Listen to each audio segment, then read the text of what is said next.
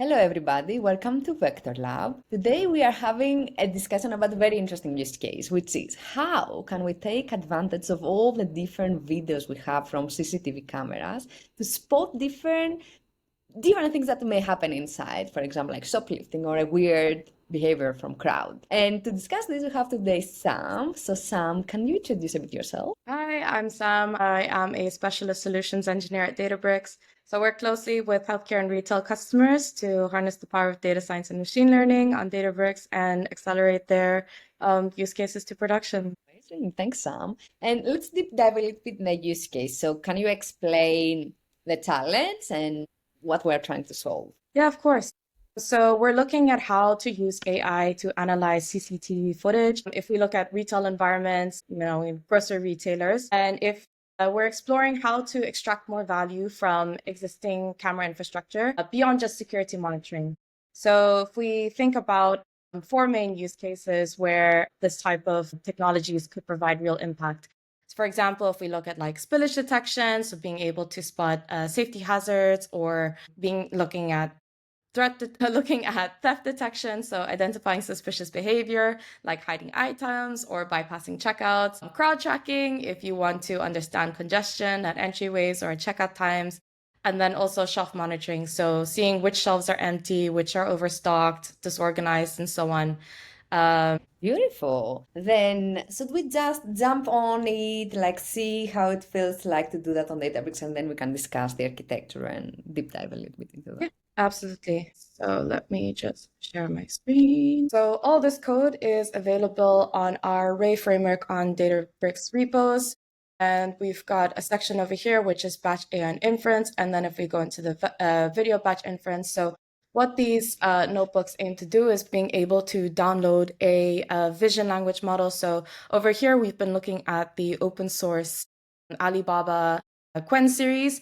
And these are one of the state-of-the-art video language models. So when we're talking about vision language models, we're thinking of prompt plus multimedia. So this could be a video or an image, and then coming out with a text output. So what these notebooks aim to do is for working with a Kaggle data set, which deals with real-time anomaly detection and CCTV data. And this has multiple different categories. But for this purpose, let's focus on just shoplifting. And then if you go into Hugging Face, you'll be able to read more information about the Qwen vision language models, what their architecture is, their different capabilities, and so on. So what we did in this example here is having a data set that has our reference of the different video files that we have, the specific category, anomaly category that they belong to, whether it's abuse, arrest, arson, shoplifting, and so on, as well as how long the video is. And then the next thing that we want to deal with is actually downloading the model from Hugging Face and then registering that to Unity Catalog. And so one thing that you've really got to consider here is having the right size of cluster, because if we're talking about billions of parameters, so these are quite large. Yeah.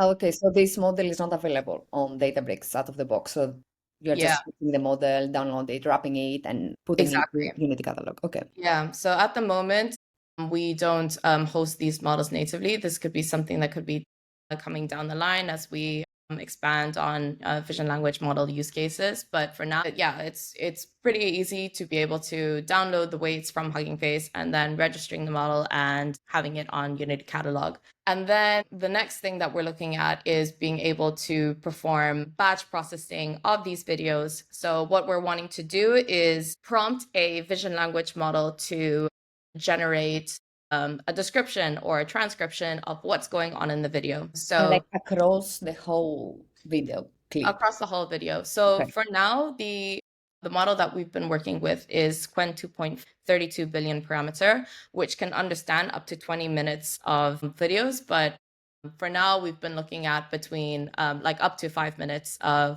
so a 5-minute duration. So this means, for example, you probably have to crop the video before passing it if it's like 8 days of recording or something. Yeah. So and then one thing that you can consider as well is being able to look at the frame rate. So there are different parameters that you can toggle with when it comes to actually like processing the video data. But similar to what you would do with a large language model, you'd have your textual prompt. So for example, we're saying here, you're analyzing a surveillance video, determining if there's any shoplifting activity that occurs, focus on specific behaviors, whether it's hiding stuff in your clothes or bags, bypassing checkouts, or any sort of suspicious behavior. If that is detected, describe what happened, when it occurred with timestamps, and then which person was involved, and then you say be specific and detailed in your explanation. So as I mentioned earlier, we're leveraging technologies like Ray and then as well VLLM. I believe this is mentioned in this channel before. So basically, it's a distributed compute framework. And what this is doing is being able to feed our CPUs and GPUs efficiency. So making sure that they're getting the most out of them.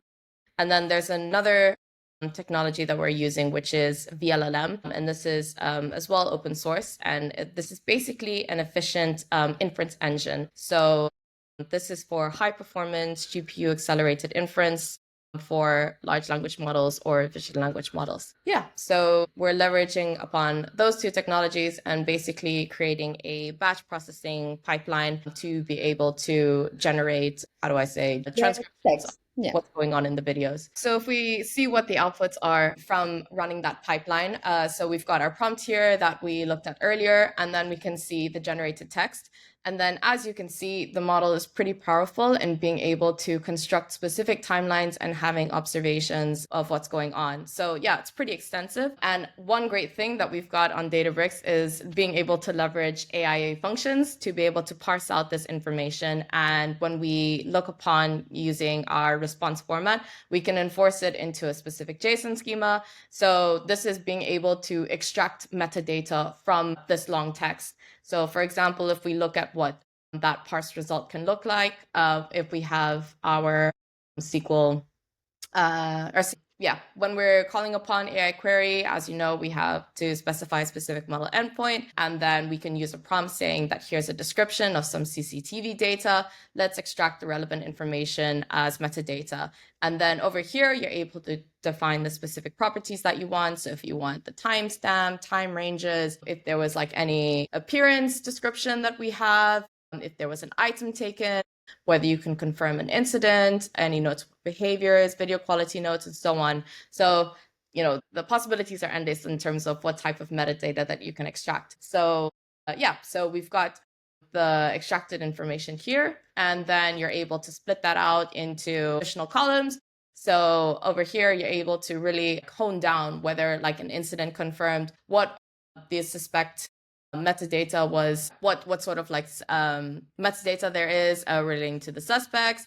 You can see if there were any notes on the video, any specific contextual notes, and then as well being able to see if there was any items that were taken. So, and then from here, you're able to extend this to maybe aggregate insights, create any sort of tracking dashboards or certain alerts. So this is, I guess, a very exciting way of being able to actually generate insights from CCTV data. Interesting. And then this use case was kind of more a batch use case, right? So you collect the videos and then you apply the model using this Ray cluster to predict or understand what's happening in these videos, right? So it wasn't a real-time solution. Yeah, so for now, we're looking at this as like a retrospective or look back solution. I think we've got to have a lot of think about what is the infrastructure that is going to support any real-time use cases. This isn't impossible, but I think it would be a very powerful, expensive process. But I think the capabilities are there, and there's certainly more room for optimizations in terms of trying to get inference as quick as possible so that we are potentially able to perform some real-time or at least streaming some events, some videos.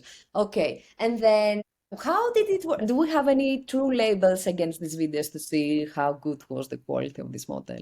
Yeah, so we were working with quite a small sample here when we were looking at just shoplifting videos. So I think we were able to achieve over 60% in identifying what shoplifting activity was. Obviously, the quality of the videos were a bit hit and miss, and there was a lot of noise and different sort of areas and scenarios of where the videos were belonging to. But I would imagine for a specific customer that they'd be able to do a lot of prompt engineering or even fine tuning when you're able to have specific aspects of the environment of which the CCTV videos are being taken care of. Yeah, so in this case, there was no fine tuning involved, right? So you used the pre-trained model on some noisy data, trying to see if the technology really works. Exactly. But I guess if you have like a very specific thing you are trying to find into the videos, then you can tune the model for this purpose. Sounds good. Yeah. So if you think about like a specific like grocery retailer, we could say that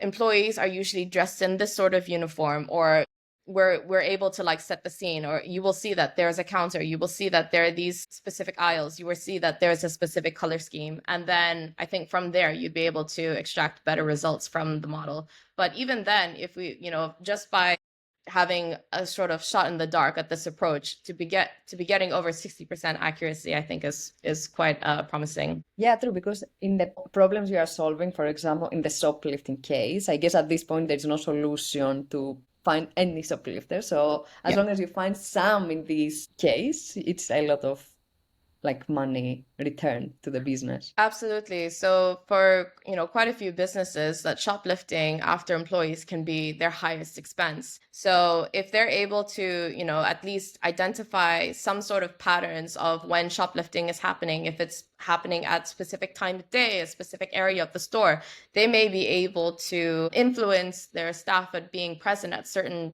areas of the store at certain times of the day to be able to discourage this activity happening in the first place. So it's insights like these, or being able to maybe optimize the layout of their stores, and being able to identify if there's specific long queues happening at specific parts of the day. Again, like perhaps having more employees there. Yeah. So the sort of the impact that this can have is quite endless.